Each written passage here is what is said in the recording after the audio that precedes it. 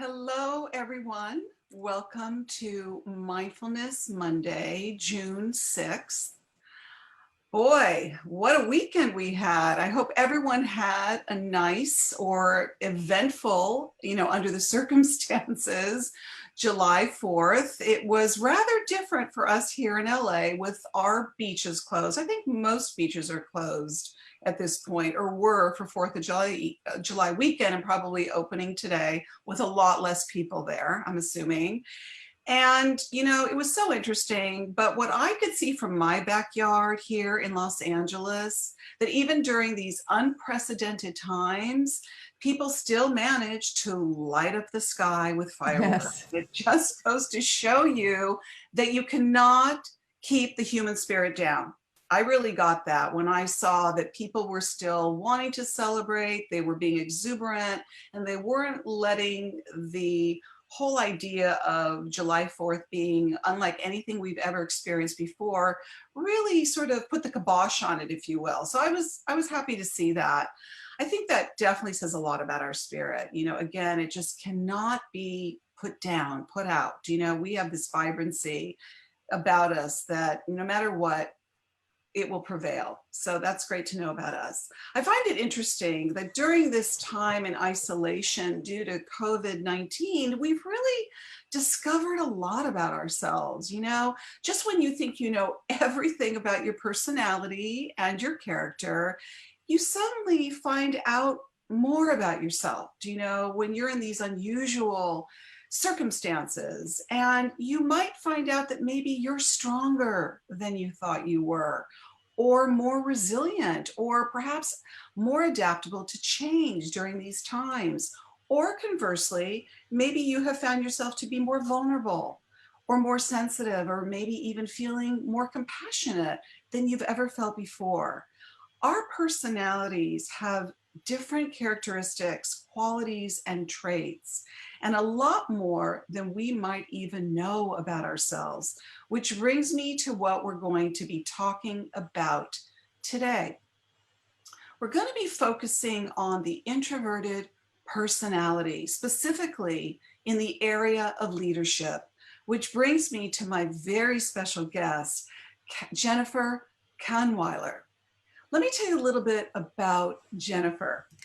She is a certified speaking professional, an author, and one of the top global leadership speakers on introverts.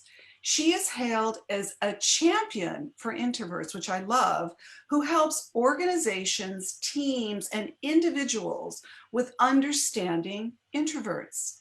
Her best-selling books, The Introverted Leader, second edition, which I have right here and have just devoured, Quiet Influence, and The Genius of Opposites, have been translated into 17 languages and have helped introverts throughout the world expand their leadership capacity. Jennifer is an expert at understanding introverts. She has deepened her knowledge and appreciation for introverts through her work as a learning and development professional and speaker at leading organizations like Merck, NASA, Bosch, the American Chemical Society, Freddie Mac, the U.S. Centers for Disease Control, the American Management Association, and TEDX Centennial Park Women.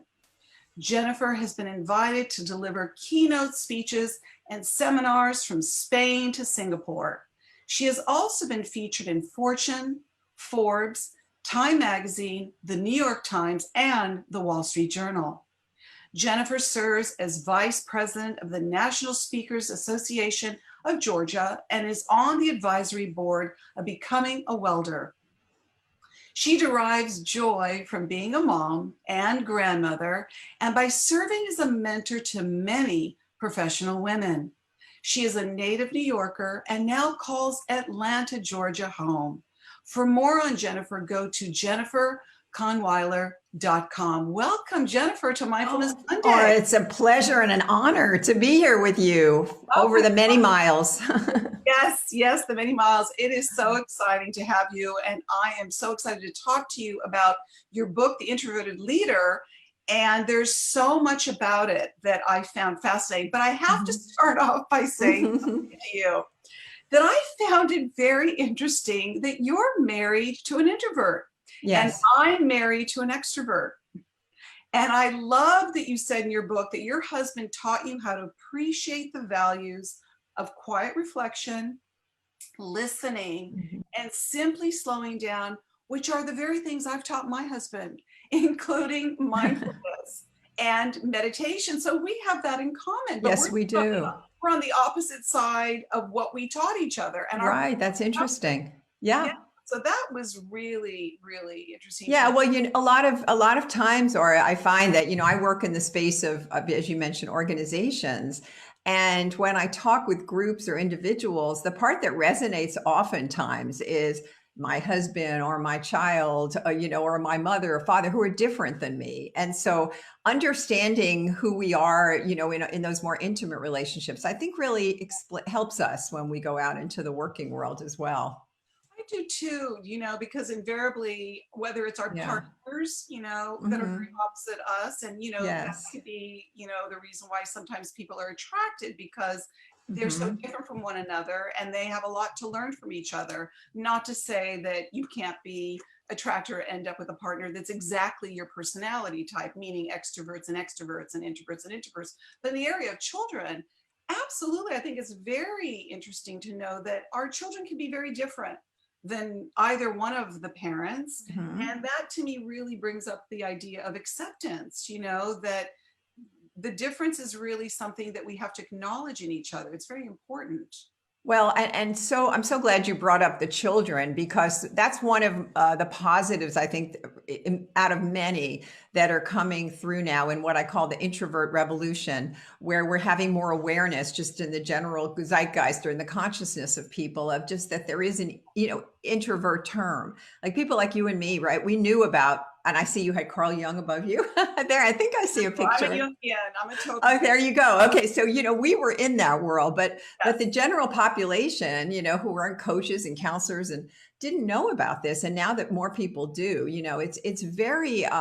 it's very satisfying to hear that people are talking a lot more about their children and teachers, and my little granddaughter. You mentioned I pretty much think she's on the introvert scale. Can't She's only 4, my youngest one, Okay. but she will say to her parents, "I need alone time now," and that's because they have nurtured that because they understand, this concept and how liberating that is. Instead of when I think about with my husband and when Bill shares about growing up through no fault of his parents, they didn't know anything about this, but there was so much pressure to socialize with the company when they came over. And he has really, and you talk with a lot of people who are adults, they actually jumped into shyness really because of that early on. Absolutely. And I think, Yeah. I'm the youngest of four, so Are you? I'm Uh-huh. very lucky because I had a lot of alone time. And I don't Did know, you? Mm-hmm. even the nature nurture aspect of our personality, but I think it is Yeah. nature to require alone time. And I think that we also, with a better understanding of the fact that maybe we've lived a certain way, and maybe that's the natural propensity or proclivity of our personality, that we Mm-hmm. can discover things about ourselves that we didn't know that might be similar to someone who lives a way different than us. In other words, maybe an extrovert doesn't require as much alone time and an introvert does, but that doesn't mean an extrovert can't learn how to have alone time, which is something that, let's say, with my husband, we talked about the fact that we're both married to our Mm-hmm. opposites. Yes. That's something that you could learn. But I want to jump into the introverted leader with you, being that Mm-hmm. we're going to focus on your book about the introverted leader. And I was really Right. fascinated by learning about their strengths and how much they bring to the table in the Mm-hmm. workplace. You say in your book, The Introverted Leader, that introvert strengths help organizations to innovate. And you even say compete, which at first I thought, well, that's a word I would probably associate with an extrovert Mm-hmm. personality type, Mm-hmm. and lead in a global, digital, and diverse marketplace. You go on to say that the creativity and brain power of introverts are needed to inspire new ideas, challenge the status quo, and solve pressing world problems, such as alleviating climate control and curing cancer. Wow. Is this why you Yeah. feel that now is the time for the introverted leader? I mean, it sure sounds like it is. Oh, I mean, there is no doubt that, if we look back on all of the ideas that have been sitting in people's heads and they haven't been able, for instance, to be expressed in meetings and, in typical brainstorming sessions that I write about in the book, or, where people just, did a survey last year where I got these comments, people, it was just painful, or in a way to say, I'm just not asked what I think. I don't have the opportunity in this fast paced environment to really reflect and share. So we're not getting the best thinking from, think about it, between 40 and 60% of our population. So, I mean, that does sound kind of extreme to say, oh, it's, it can affect competition. But how else can we really get people to pay attention to the fact that if we don't hear from the introverts in the room, look at what we're losing? I mean, it's just, you're hearing from half the people. And it's not just in meetings either, is it? Right. I think you're really shining a very important light on something that should be shined on. In other words, like the whole idea of the introvert. Not that many people really maybe look at either or as we said earlier, might not even know what they are, define Right. themselves as such, Right. you Uh-huh. know.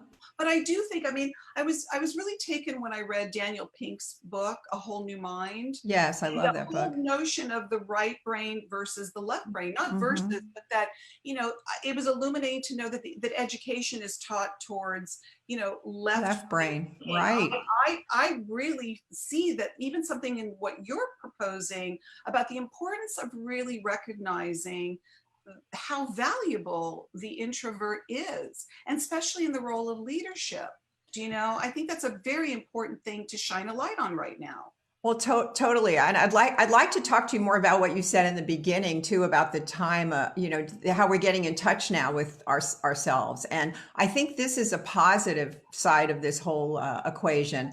I've heard from a lot of extroverts that, they have been addicted to busyness, but they've had this forced, quiet time. So I think out of that empathy, there may be, I try to be optimistic. There may be some more understanding for their colleagues, who are more of that temperament, of just being more quiet, being a little slower to respond, to really reflect deeply. These are all traits, of Mhm. the introvert. And, in the work that I've done I had 3 books that you mentioned that really looked at, for the first one, I started the Introverted Leader. It was really about how do we empower people? That was what I'm all about, is like, I started out as a career coach and a counselor for many years, and just like taking out people's strengths and using them to the fullest. And that's where I sort of, the germination there. And as a leadership development trainer and development expert, I was always struck by the fact that, introverts were so frustrated that they were kept coming up in the workplace with just an inhospitable environment, an environment that it didn't value their traits, And so Right. that's, yeah, sorry. I mean, it almost, to me, when I hear you say that, Yeah, Jennifer, it sounds like almost like that, for so long, being an introvert would be thought of as having a deficit in some way, absolutely. and Absolutely. that sort of myth about it is erroneous. Do you And know? yes, and once we start to look at it, and we're talking now a lot about bias and unconscious bias. And Right. when I was writing the last book that just came out about the creating, shameless plug, the creating introvert friendly workplaces, that's one of the things that I looked at was, how does bias show up in places that don't welcome introverts? And one example, let's say, is, in hiring. And how do we look at the kind of traits and competencies we're looking for in people? People have been knocked out of the race for jobs that they were eminently qualified for because they weren't all jumpy and enthusiastic, Right. and showing I lots of expression. And when I started to talk to real leaders, and a lot of them are introverted leaders who are championing this cause of let's take a look at really what are we looking for in these jobs? Is that a necessary competency? And there were numerous examples of people who have been hired who somebody pushed for, and promoted, because they were introverts and they didn't show all that rah-rah, and became incredible contributors to the company and rose up in the ranks. So, that's just one example of where introvert bias takes a very practical and very detrimental form. Right. I can see that that's the case. And you cite many famous, successful introverts Yes. who became very successful in their fields. I mean, some of the few that you mention are, Warren Buffett, Mark Zuckerberg, Ariana Huffington, and I'm sure there's many, many, many more. Yes. One would just assume that they were extroverts when in fact they really weren't or aren't. And what's really cool now, or because we have more awareness about introverts over the last 10 years, people are actually owning up and proud of being introverts. I heard an interview with two women that you probably enjoy too, Oprah and Amy Schumer. Right. And they were kidding around, and they said, well, what do you do to honor your introverts? So how do you express your introversion? And it was like, wow, okay, Oprah's an introvert. Sure, that makes sense. Right? Like you, she likes to read. And so people are shocked though. Well, she's out there doing all these interviews. So, where the more we hear from people who own their introversion, I found that in my latest research too, that when leaders start talking about it, it's not a secret, they actually put it out there. And I know you've talked about this in a lot of your broadcasts about just naming it, not having a secret, right? Then people are freer.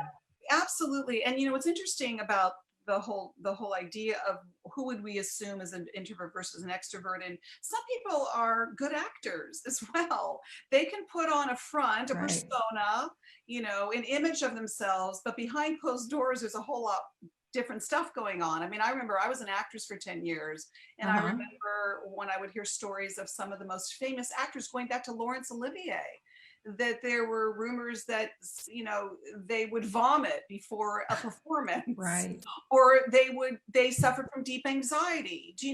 We can't assume anything about anybody just because what they present to us, which, I mean, yes, there are people that are just given, born extroverts, if you will. It's very much in their comfort level. They get on that stage and they don't feel uncomfortable, But I think it's also important to recognize that some of the people that maybe we admire, that they do have an introverted side, which really leads me to my next question to you. You talk about the bell curve, and that most people fall somewhere in the middle range of the introvert extrovert IE spectrum. Right. You say there are outliers or people at extreme ends of the curve, but most of us lean slightly toward one side or the other. I thought it was really interesting when you said that where you are can be determined by how important it is for you to have a break after being with people. Hello. Is that you? I'm one of those people, which is something I've always had to do, by the way. And you even Good for you. Called people exhaustion. When I read that, I easily identified myself as an introvert, which I know about myself. However, what I didn't know is you also say that some research has been done on a concept called ambiversion. Ambiversion, right. Ambiversion. Which is similar to ambidextrous people who use either hand to write. Tell us more about that, because I did not know that. Right. I consider myself that. You mentioned Daniel Pink. Daniel talks about this in his book that he wrote well, actually, I'm sorry. He contributed to research that to sell is human. Yeah, that was Daniel Pink. I'm sorry. Yeah, that was Daniel Pink. This is what we get from a live broadcast. We're just going to figure this out while we're talking. And he and Adam Grant, who you might know of. Adam is an author who has written some fabulous books, the originals, and books about networking. And Adam actually wrote a very seminal piece with some authors right when this introversion idea first started. But since that time, he did some research on this concept that I don't know if he was the originator of the term, but ambiversion. And I will have in any group that I talk with several people who identify with that, and they basically go back and forth. But I have to tell you, in all the anecdotal evidence I have, and in talking with thousands of people, most people identify or with one side or the other. They tend to they say they are an ambivert, but sometimes it's like when you take the Myers-Briggs and you get a deeper understanding. is one Right. example, right? Then you can kind of identify with it. Yeah, and I think that, even though you may have some traits that could go over to one side or the other, Exactly. that I would say the more comfortable you is one or the other, the one that you're familiar with, the one I would say that about me as an introvert, although I have very extroverted characteristics and traits, which by the way have gotten stronger. Yes. And that's Yes. interesting to me that, that doesn't mean that an introvert can't become more extroverted, and extrovert can't become more introverted. Oh, it happens all the time. In fact, the man above you there, Carl Jung, wrote about that. I believe he said in the second half of life, 50 and above, that we tend to develop those other sides of ourselves. And I think that's very true. That, with experience, we learn how to operate in different ways. And, my editor, Steve Persani, I've been working with, it's my fourth book with him. He said to me on the last book, he said, Jennifer, I think you've become an introvert. I was like, Steve, I don't think I'm there yet. Believe me, talk to my husband. He will tell you I'm not an introvert. He said, but no, you're doing, and he's an extreme. He's one of those outliers, who, Right. is what they call a hermit. People call, he would say that about himself. But, and he said, no, but you come to meetings prepared and you're there early and you reflect on, he's saying all these qualities. And I said, that's because I've learned from doing this work. We work oftentimes in the area that we want to learn. We write about that. And I was actually I had a period where I was traveling a lot and I was just alone in hotel rooms and I had to be with myself. I had to be. I was like, I couldn't go out and I didn't feel like going to the bar. And you know what? After time, I was like, this is pretty cool. I have space just Yeah. for me to recuperate because then I have to be with people the next day. And I started to more and more get in touch with the introvert sensibility. And so I think that really allowed me to write about this and feel good about writing about this topic because I need to have more empathy and understand it. But the truth is, it really helped me grow, as I got more into meditation and yoga. And I was like, wow, this is great. And that's why I think it really is important, and it actually behooves us to come to understand our opposite in this way. And Yes. like I have taught my husband many things about my introverted tendencies or Excellent. desires, if you will, things for Mhm. quiet time, alone time, introspection, meditation and things like that. And you mentioned earlier about, during this time of stay-at-home isolation, I just said to myself straight out of the gates, I was like, you know what? I happen to be a homebody, so that's more comfortable for me. And Mhm. I recognize, I thought, boy, all those people that are used to being busy, all those people that need to really constantly be doing, because Yeah. mindfulness teaches you the value of being, not just doing. To learn how to be comfortable with yourself when you're not busy doing.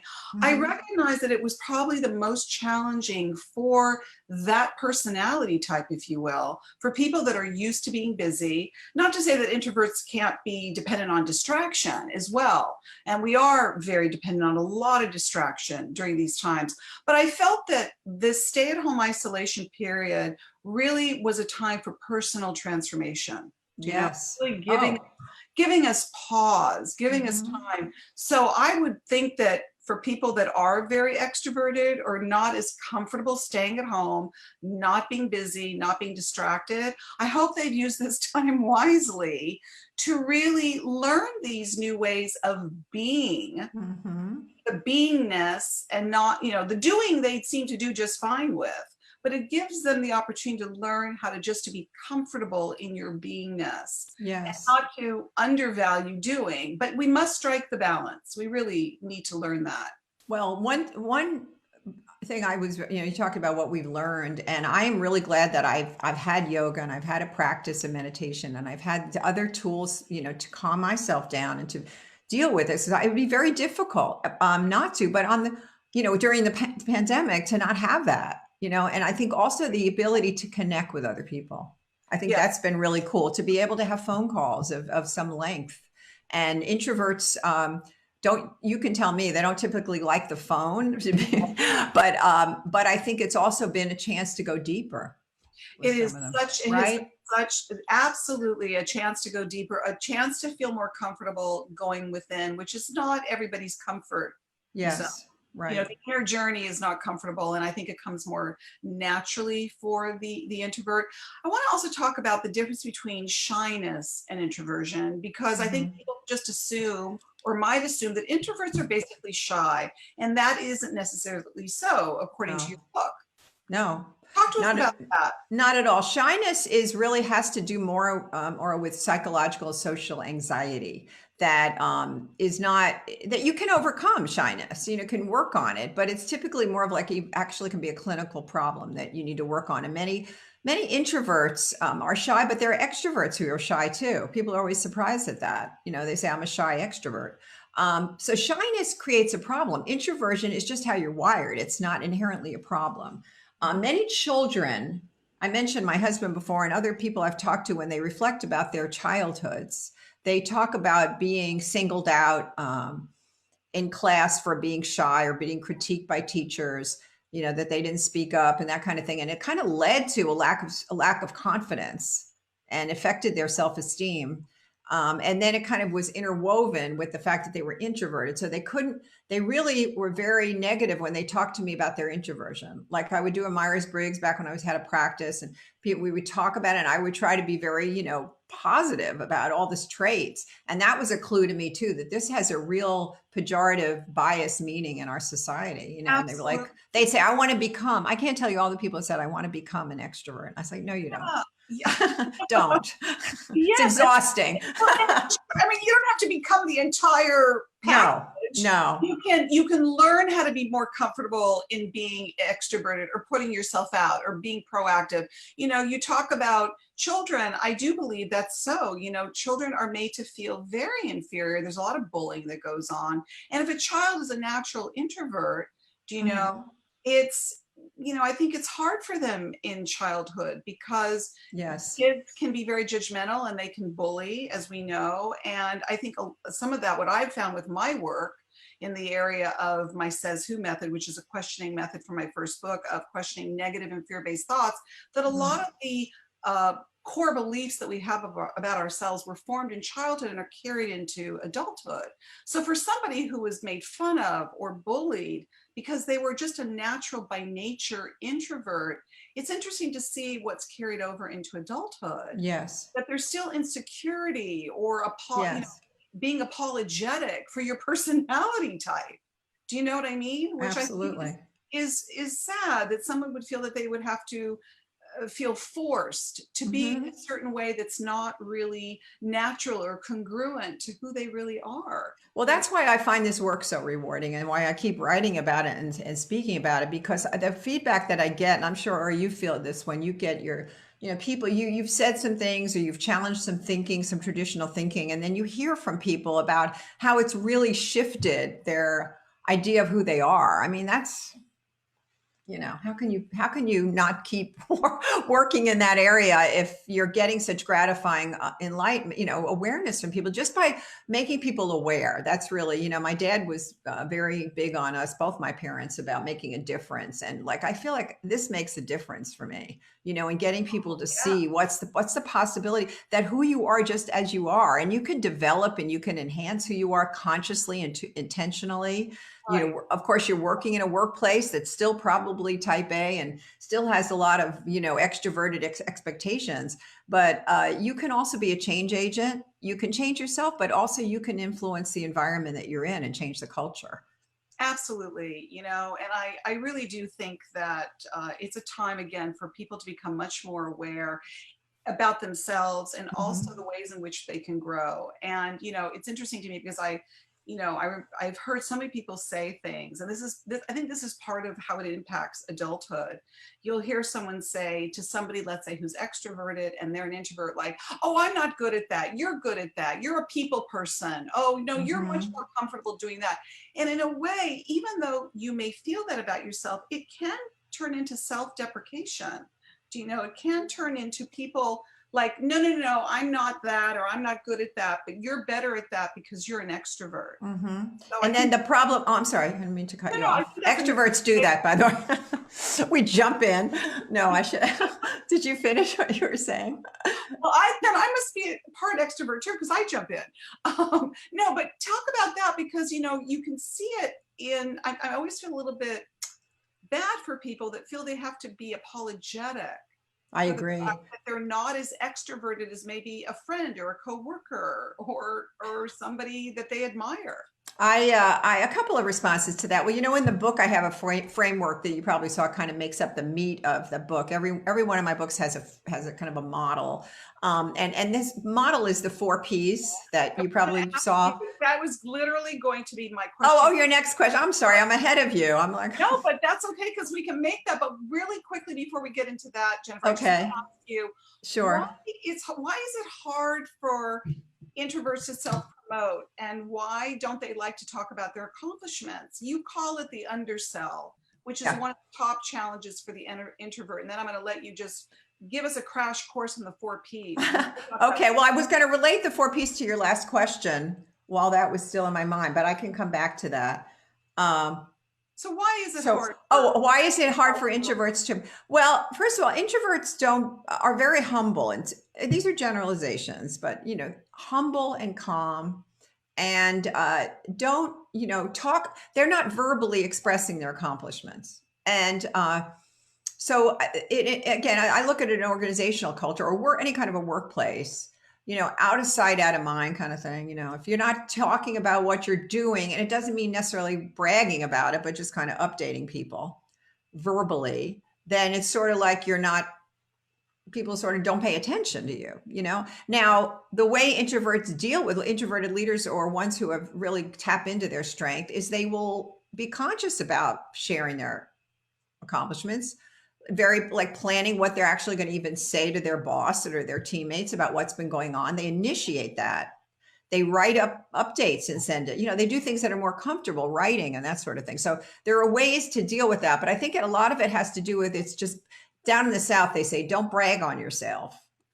When I moved down here, I'm from New York. So I was like, that's all I know, right? To brag on myself. But I was like, this lady, I was trying to sell myself, trying to network and tell her all these great things that I had done, and she's like, Jennifer, down here, we don't brag on ourselves. We get to know each other, blah, blah, blah. So I thought, well, there's some kind of a balance between actually talking about your accomplishments proudly and what you're up to and not saying anything. Because in this environment, unfortunately, it is a very fast-paced environment, and many managers and leaders don't take the time to do the due diligence to find out who the best person is to put on this next project, who would be the best fit kind of thing. Right. And so you do get passed over, particularly in the workplace. So yeah, it's a challenge for introverts, but I think people have learned how to, introverted leaders I have worked with and met with, learned how to overcome that.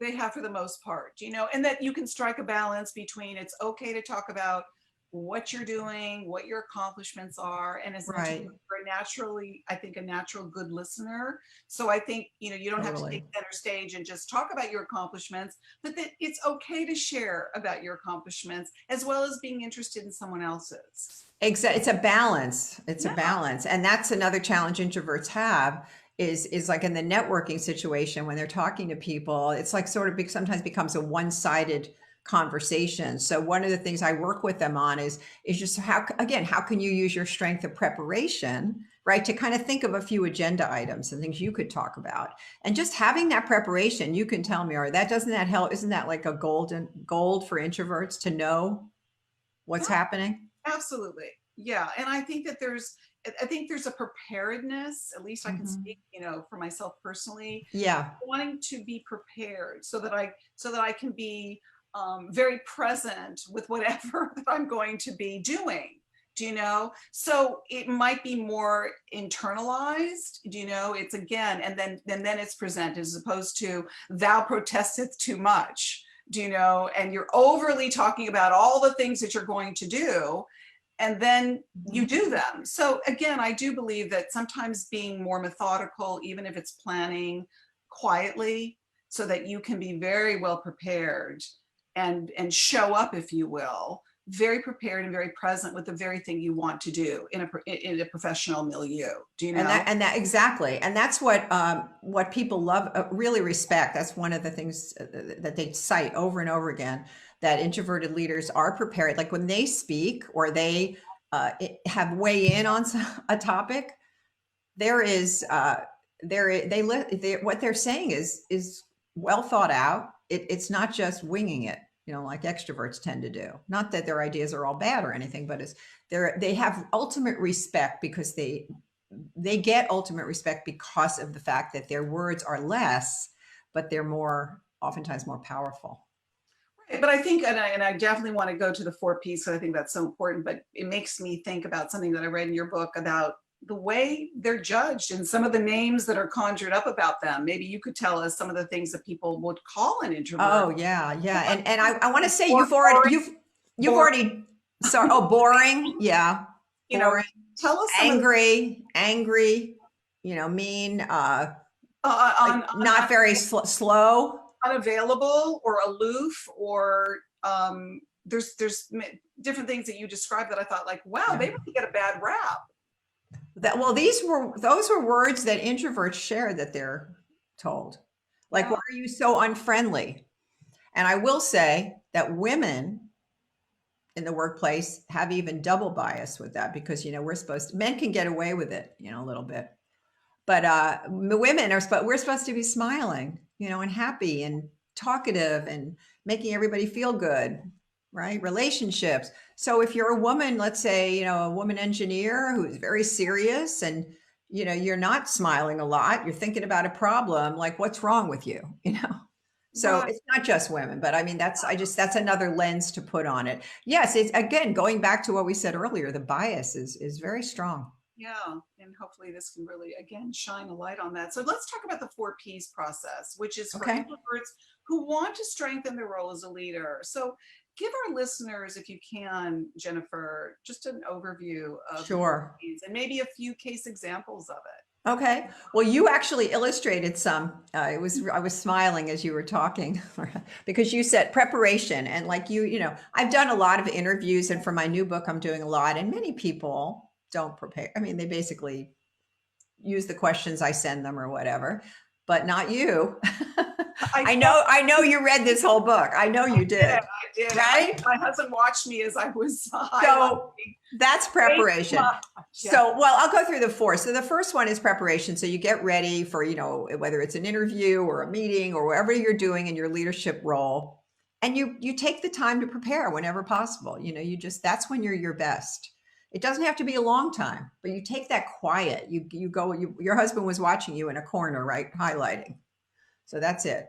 And then presence allows you, just like you were giving an example of, beautiful example before, you could be with me now. We can go with the flow because you are prepared. And that's probably similar to when you were an actress, right? You're so prepared. And yet when you get on the stage, you're in the moment, right? You're like right there. Yeah. So you're not worrying about that you didn't prepare enough or what's going to happen in the future, but you are with people. And you mentioned listening, and people are like, wow, my boss, who's an introvert, was really with me. She was listening to every word. That's a trait. That's a real strength. So, and that can be done in all of these leadership scenarios we're talking about. It's networking, meetings, public speaking. So it's a chance to do that. The third one is pushing yourself. Yeah. And that's kind of the proverbial step out of your comfort zone. So doing something like, podcast interview, if you're not necessarily comfortable doing that, anything that makes you a little bit nervous, but not so much so that you're going to fall off the deep end, but, to just push yourself a little bit. And the more you do that, like we said earlier, you develop that skill.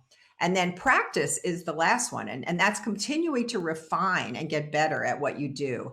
I can't tell you all the women, I don't want to say women, the CEOs I've worked with, or C-level people who are introverts, who I'm always so impressed, or because they continually refine. They're like virtuosos in playing violin or something. They constantly work at their skill of presentations. They'll hire a coach. They'll get better and better at doing whatever the area is that they need to work on. And it's so impressive to me because you think, well, you've gotten to that level already, you've got respect, but no, they want to be the best at what they can do. And the funny thing is that when you do this process, people they say, well, you're not an introvert. They like argue with you. It's like, you're not. Yes, I am. I'm an introvert, but I've learned to develop, not change who I am, but enhance those skills. And this is equally as effective for extroverts.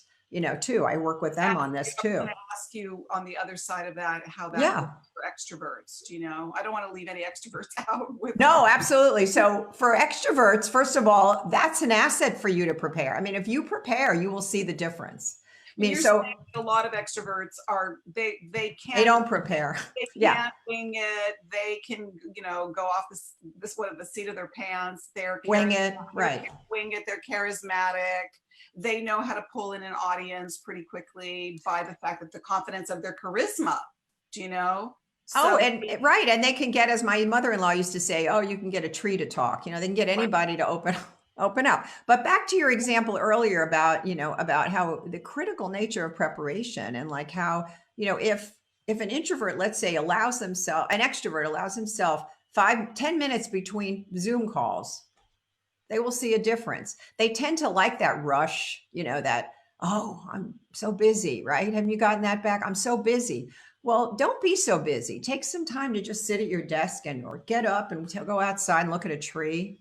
totally, I call it life gazing in my book, Live True. Love that. Life gazing. Move away from your desk. Look out. I mean, I can see outside from my window. I say stop and life gaze. Whether you look out your window and watch a bird flying across the sky, there's very little we can do. It's not a lot of work. People think this is, oh no, I don't have time for that. Oh no, I don't have time for that. And by the way, when you say this, the Zoom meetings, you know that there's something that's now called Zoom fatigue. I had heard that. I believe it. And Dan, we talked about Daniel Pink several times. We should send him this video. But Daniel, in his book When, actually brings in the scientific evidence. I don't know if you saw that, about just looking at a tree for a few minutes and how that changes your brain chemistry. absolutely. So that's incredible. With all the neuroscience and everything that they're discovering about changing the brain chemicals and the neural pathways that we can create. But for those that are not used to stopping, and I call it the pause, which is mindfulness talk. It's, just give yourself a pause, even if it's for 10 minutes. So that leads me to the third one, push for extroverts. Okay, so we talked about prepare a little bit. Presence. No, let me go back to presence. I didn't talk about it. What would that look like for an extrovert? To be present, to breathe, to like you say, to pause, to say, instead of having your mind racing, what am I going to say next? When this conversation gets slow, I'm going to have to pick it up. No, you don't. Oh, that was the example I was talking about when you said that person will say, oh, let the outspoken person do it. I'm not good at that. Well, when that introvert says that to you, say, no, let me show you how to do it. Or let me segue this to you, but give them an opportunity. Don't just take over, because extroverts will take over. Yeah, I find myself that I can identify another introvert, so I'm quick to champion them when they do a self-effacing comment about themselves. That's great. That's great. That is what we're talking about here with bias, anti-bias. Yeah. So yeah, totally. And then pushing yourself. What would that look like for an extrovert? And I can tell you the hardest thing for extroverts is not to do what? Talk. Yes. Tell Bill in the other room, he'll come in and he'll say, read your book, Jennifer. We do some. Exactly. But I have had extroverts say to me, okay, I will count 1, 2, 3 in my mind very slowly and wait. Or I'll let 3 people speak on this Zoom call before I say anything, or 4 people. Right? That's discipline. It's very challenging. They hate silence oftentimes. They do. They really do. And I think you've got to get familiar with your discomfort. You really do. You need to get comfortable in the discomfort. Do you know? Absolutely. Absolutely. We all have it, whether it's the extrovert or the introvert. We need to connect to that very thing that might make us feel insecure as an introvert, and overly maybe confident or cocky or whatever that might be for the extrovert. Do you know? Totally. They need to get comfortable and finally practice. Practice. The introverts do that well consciously. What are you There's a quiz in my book, The Introverted Leader. It's on my website, actually, all of my quizzes. People can figure out, what's the area that's going well for me? Let's look at, okay, let's applaud that, but I really need to work on my presentation. So let me focus on that. Let me be present. Let me practice. It really gives you a great roadmap, if you will. Thank you. How to strengthen those areas that you might feel you need a little bit of help with. Do you know?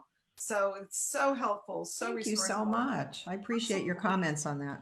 So, Jennifer, I have to say that in case anyone's doubtful that an introvert can make a good leader, you say in your book, hell yes. Why Did I write that? I don't remember that. Must have been my editor. And I loved it. That's like really, declaring that to the universe, which is great. Why do you think, I mean, we covered a little bit of this, but why do you think the stereotypical idea of a leader is that of an extrovert? That many people just assume that a leader should have the characteristics that an extrovert has, like the things we said, outgoing or overtly expressive or being the life of the party or charismatic. Why are we more, let's say, automatically attracted to those qualities in a person, or feel that it engenders more confidence or even trust in them as a leader? As the introvert, you mean? As an extrovert, we just assume like, as an extrovert. No, but see, but I would, people can pick, presidents for that reason. There's a lot of reasons why. Shiny bells and whistles. Yeah, shiny bells and whistles. But I would make the other argument. I would say when I ask people who is your favorite leader, let's go even before that. Who was somebody in your life? I have an uncle who was extremely quiet. I know he was an introvert, and he was a man of very few words, but he would just say a couple of words to me in Yiddish, Shana Madel, a beautiful girl. And I would just remember my Uncle Syke with such love, unconditional love. And I still do. And when you ask people about, I'm sure you've done this too, or like people that influence them when they were young or through their lives, it's not necessarily always the talkative, outgoing, full of exuberance. I don't want to put it down, but if you start to dig into it, it's the people like Mr. Rogers, who was the ultimate introvert, right? Who made such a difference, so many millions of people. It's all of those people who are Mahatma Gandhi, world leaders. Absolutely. I agree. Gandhi, Mother Teresa, even though, she was physically outgoing, she had to really go to where lepers were and to deal with the sick and the underserved, if you will. But I agree with you. I think, my mother has been a great role model for me. And when I, because she was, I would say that she has definitely introverted characteristics for sure, but she took herself into becoming a very successful businesswoman and would be somebody that you wouldn't have maybe even thought could do that. Right. So when I look at that type of trajectory, if you will, from somebody who started here and ended up here, and what was that road for them? Do you know, it's oftentimes people that you wouldn't just think were the obvious person to do that, if you will. So I agree. So what we all need to do is just look out for those people, be more aware. It's not just the person who's out there all the time. There's when I was looking for pockets of inclusion in companies recently, but for this latest book, Introvert Friendly Workplaces, I came across, somebody referred me to this young man at a company in Cincinnati, which does data analytics. So a lot of introverts there. And he told me he was a director there, and a lovely guy, Ryan Showalter. And he said that he was at a meeting one day and a young man got up and said, "This is very difficult for me to speak right now. I'm more introverted and it's really hard, but I have some things to say." And Ryan, who's a very strong introvert and a leader, went up to him after the meeting and complimented him and said, "That was so courageous of you to do that," because there were senior executives there, et cetera. And together they met several times and they realized, well, if it's you and me, there's other people who feel like the frustration and of having to get up in forums and just present their ideas in that way, et cetera. So they created a group called, I love the name of it, called Itopia, like Utopia for introverts. And it's just expanded in this company. They have multiple groups, like subgroups. We just did a wonderful podcast with him and with Ryan and myself, and we talked about benefits of this. And it's just people speaking up and being aware. And they said they've had such an interest from people saying, "Yes, I feel like, I just," not at their company that necessarily, but thank you for looking at this as a diversity issue. Absolutely. And I think it would be such an amazing conversation to have with a big group, which I'm sure you've had with all of you professionally. Yeah. We really can hear the voices exactly that are considered or classified as introverts, and that it's again giving them a voice. And if more of them come forward and speak up about it, rather than to feel that they, maybe aren't comfortable doing so, the more others will be able to say, wow, I am looking to them so that I can feel more comfortable in my introverted nature, and not feel that I have to stay hidden about it. Exactly. Again, like some kind of deficit or something. Gives more permission to do that. And I just want to say people should think about when they're on these meetings, just a practical tip is don't just expect people to have their voice in the room, but really encourage the use of the chat, because introverts do like to write their ideas. So those can be very vibrant places to learn about what's going on. Absolutely. Oh my gosh, as I told you, time is flying. So I have a couple more questions for you, but you say that researchers Adam Grant, Francisco Gino, and David A. Hoffman found that extroverted leaders can actually be a liability for a company's performance, especially if the followers are extroverts too. It goes on to say, in short, new projects can't blossom into profitability if the leader is being too busy being outgoing or listen to or act upon everyone's ideas.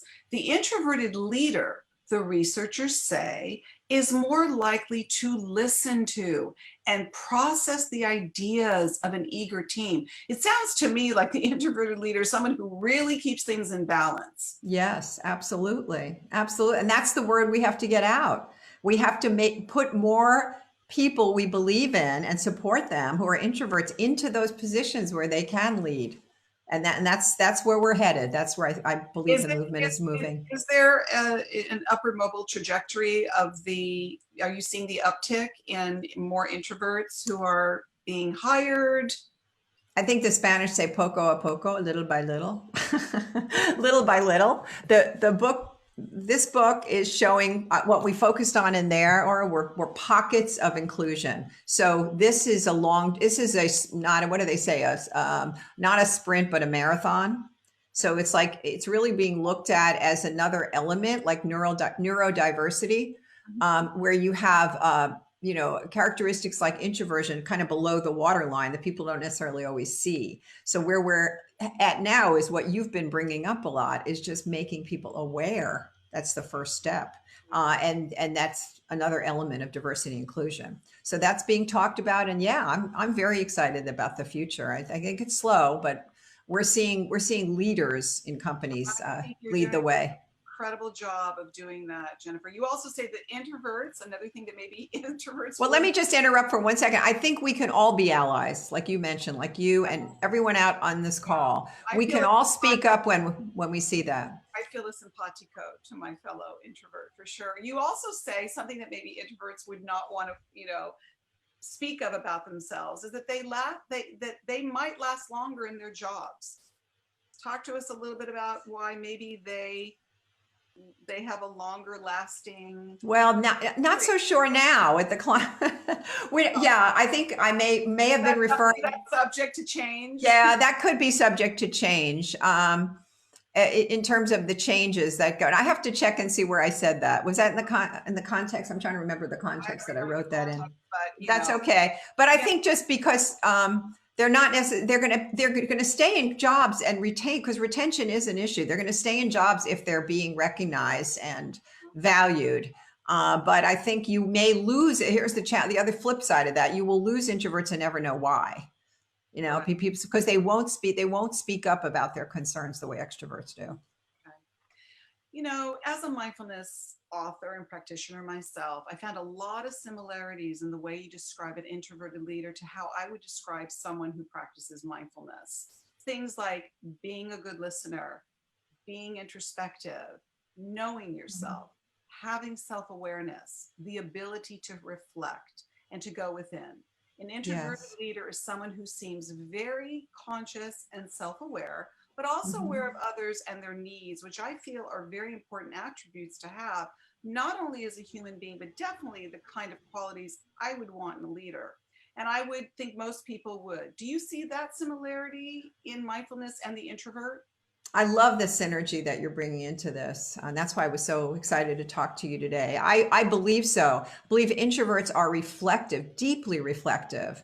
and they spend time thinking about themselves, and we don't want to overdo it because sometimes we can get into, like you were saying before, self-deprecation. But really, I do see so many of those qualities aligned with mindfulness and the opportunity. But we all have that potential within us, introverts and Absolutely. extroverts, to take the time. But I think introverts, if they can tap into that natural propensity to go within, to reflect, to be quiet, and to listen, and to be present, Right. then they can really maximize that mindfulness, and will have effect on all of us.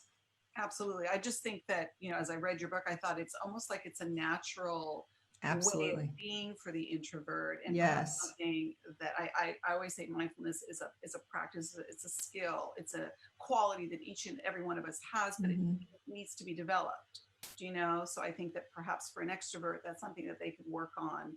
Oh, Practice I would say more. so. Okay, I'm going to rush. Amen to that. Amen to that. So I think I'm going to wind it down. I think we have a lot to learn from the introverted leader, and I agree with you, Jennifer, that now is their time to lead. And I really believe that. And you've really brought that forward in your books, which I think is very important. Tell me what you think the future holds for the introverted leader, and what type of contributions you think they can make during these challenging times we are in right now. Yes. Oh, so what do I think the future holds for introverted leaders? I think the time now is for introverted leaders. It's the time for us to slow down and think clearly about what makes sense for us, for our planet, for the way we do work, the way we relate to each other.